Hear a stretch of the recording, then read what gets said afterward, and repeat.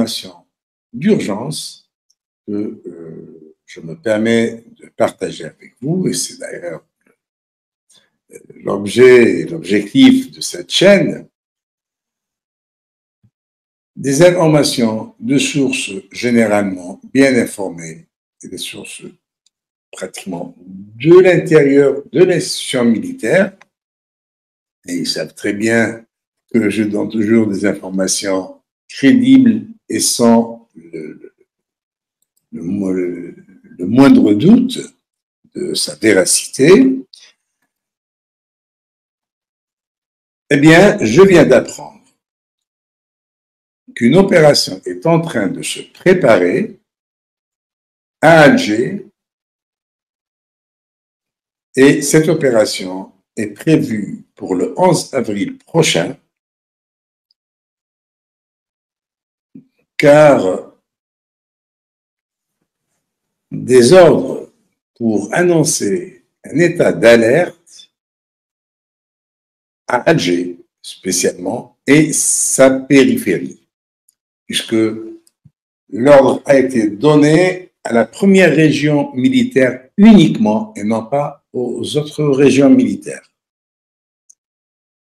La première région militaire, donc, doit annoncer un état d'urgence, un état d'alerte, pardon,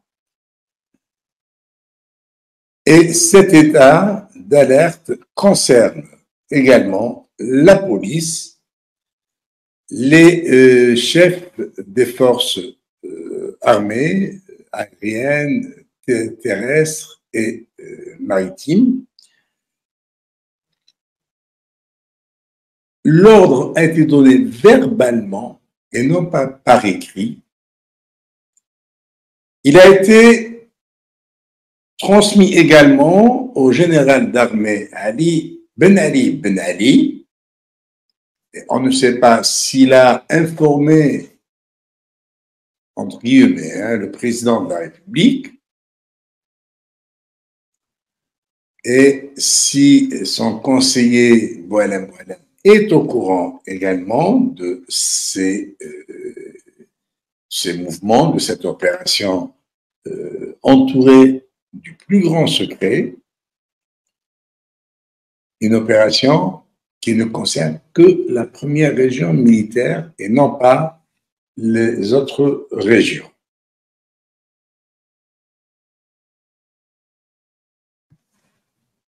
Cette situation suscite pas mal de remous au sein de l'armée, au sein de la troupe. Un général major, constatant ce qui se passe en institution militaire, a susurré à ses proches que le général Chengueriha doit être, sa place est soit la prison militaire de Bida, soit au service psychiatrique de Ain Nadja. Ou bien, il ira rejoindre Gaïd Salah dans sa tombe. Cette information nous laisse perplexes. Avec ce qui est en train de se passer ces derniers jours, l'annonce d'une présidentielle anticipée, entourée d'opacité, sans nous dire pourquoi ni comment. Est-ce que Tebboune va succéder à lui-même, alors que s'il se porte candidat, ce sera une violation de la Constitution, parce que la Constitution ne permet pas l'organisation d'une présidentielle pour que le président brigue un deuxième mandat sans avoir terminé le premier.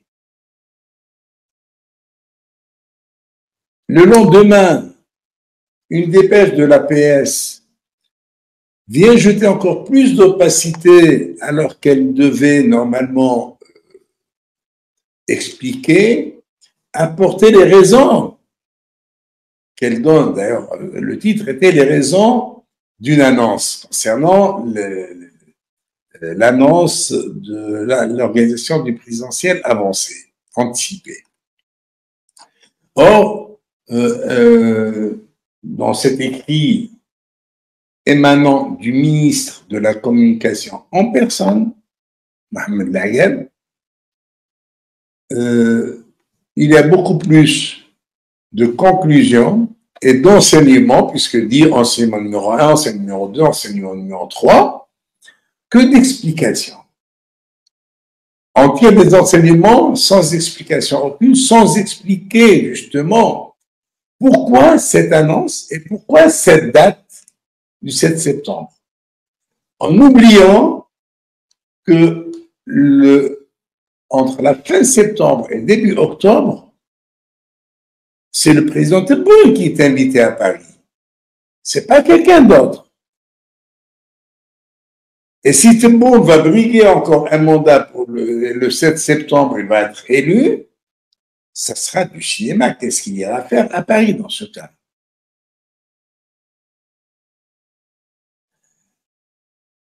Et surtout la question, qui va lui permettre de se porter candidat? La décision de l'anticipation des élections n'a pas été décidée par Tebboune tout seul, mais il y avait un conclave qui s'était réuni au siège de la présidence de la République, comprenant le chef d'état-major de l'armée, le Premier ministre, le ministre de l'Intérieur, les présidents du Conseil de l'État et de l'Assemblée nationale et de la Cour constitutionnelle, c'est-à-dire, soi-disant, les gardiens du temple, hein, ceux qui sont censés veiller sur le respect de la Constitution.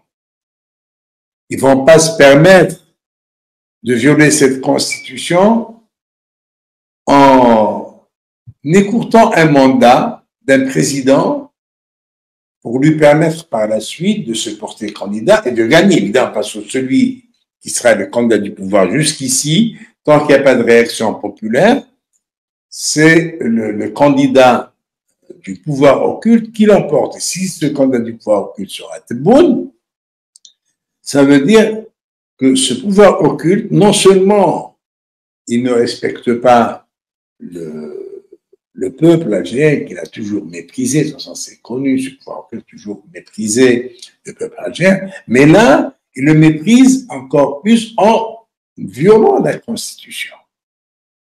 C'est une véritable violation de la Constitution que se permet ce pouvoir occulte, ces gens qui sont tapis à l'ombre, derrière un rideau, et tirer les ficelles de marionnettes qui ont pour nom Tebboune, Arabawi Nadir, Goudjil, etc.